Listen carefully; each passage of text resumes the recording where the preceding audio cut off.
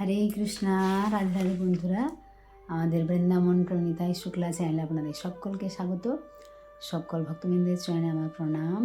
আপনারা সকলেই কেমন আছেন? আশা করি রাধা মাধবের কৃপায় সকলেই ভালো আছেন। তো আমরাও ভালো আছি রাধারানীর কৃপায়। তো এখন বন্ধুরা বৃন্দাবনে ঠান্ডা অনেকটাই কমে গেছে ধীরে ধীরে। হ্যাঁ, গরম গরম একটা ওয়েদার। দিনের বেলা তো সকাল সন্ধ্যা হালকা ঠান্ডা, দিনের বেলা একটা গরম গরম পরিবেশ একটা তৈরি হয়েছে।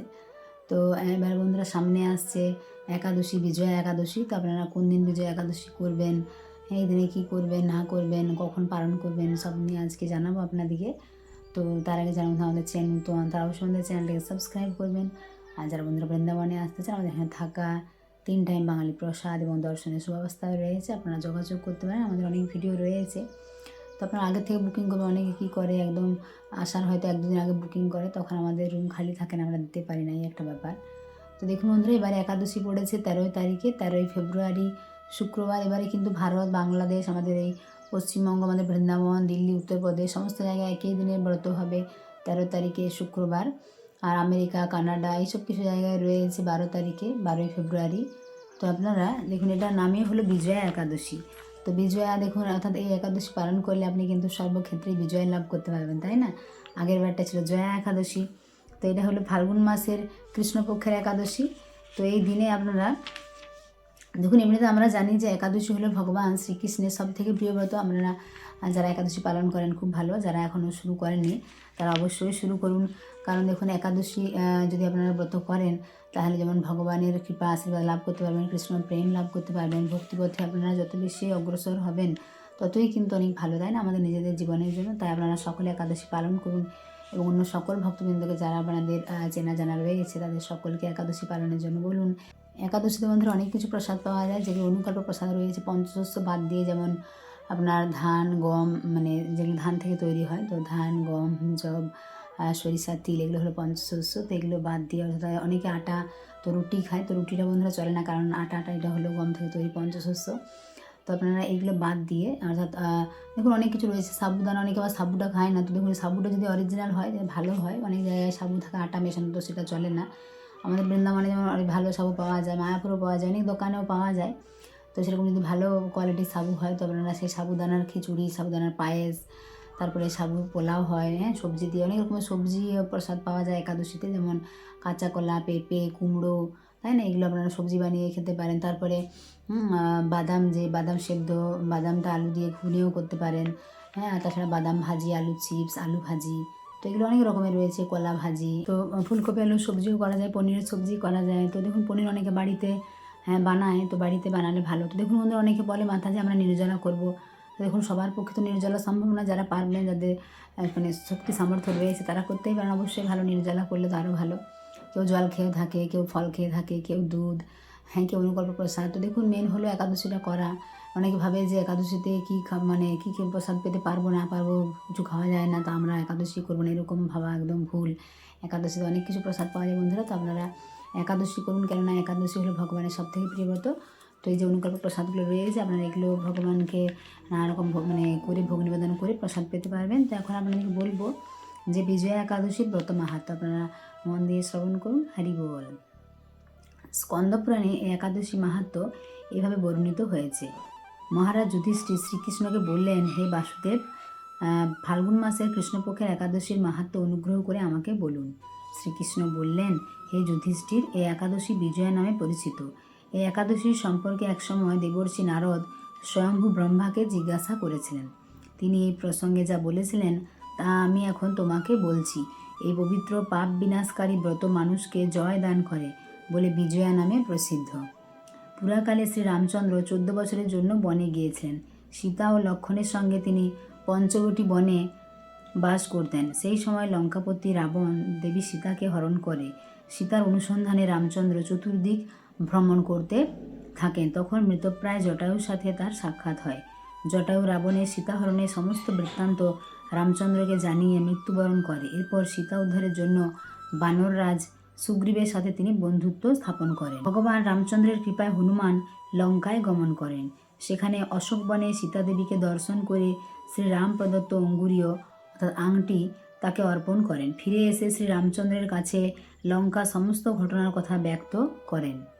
হনুমানের কথা শুনে রামচন্দ্র সুগ্রীবের পরামর্শে সমুদ্র তীরে যান। সেই দুস্থ সমুদ্র দেখে তিনি লক্ষ্মণকে বলেন, হে লক্ষ্মণ, কিভাবে অগাধ সমুদ্র পার হওয়া যায় তার কোনো উপায় খুঁজে পাচ্ছি না। উত্তরে লক্ষ্মণ বললেন, হে পুরুষোত্তম, সর্বজ্ঞতা আদিদেব, আপনাকে আমি কি উপদেশ দেব? তবে বকদালভ্য নামে এক মুনি এই দ্বীপে বাস করেন। এখান থেকে 4 মাইল দূরে তার আশ্রম। হে রাঘব, আপনি সে প্রাচীন ঋষিশ্রেষ্ঠকে এর উপায় জিজ্ঞাসা করুন। লক্ষ্মণের মনোরম কথা শুনে তারা সেই মহামুনির আশ্রমে উপনীত হলেন।